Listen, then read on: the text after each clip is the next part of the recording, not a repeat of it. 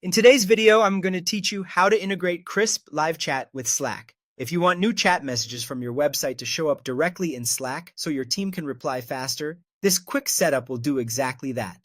We'll walk through the Crisp dashboard, find the right place for integrations, and install the Slack plugin so the two tools can talk to each other smoothly. Start by opening your Crisp dashboard. Head to app.crisp.chat in your web browser and log in to your account. Any modern browser works fine. It's best to sign in with a user role that can manage settings and integrations, like an owner or admin, so you can access everything we need today. If you manage multiple websites or inboxes in Crisp, take a second to confirm you're viewing the correct one before moving on. That way the integration connects to the right property from the start. Once you're in, look to the left-hand menu and click Settings. This is your control center for everything related to your Crisp workspace. Inside Settings, find and select plugins or integrations. This is the section where Crisp connects with third-party tools and adds extra functionality. Think of it like an app store for your Crisp account. Now it's time to install the Slack plugin.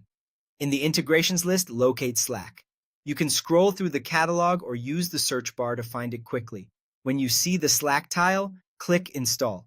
That's the core action that links Crisp to Slack. After you click Install, Crisp may guide you through a brief on-screen flow. Depending on your setup, you might see a prompt to authorize the connection, choose the Slack workspace you want to use, and select the channel where messages should appear. Just follow the prompts as they appear, and keep in mind you may need the right permissions in Slack to complete authorization.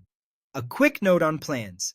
The Crisp Slack integration is usually included with paid plans. If you don't see Slack in the list, or if it appears locked, that typically means your current plan doesn't include it. In that case, check your plan details inside Crisp to confirm availability. Once the plugin is installed, you're all set. New conversations from your Crisp inbox can flow into Slack, helping your team respond without switching tools.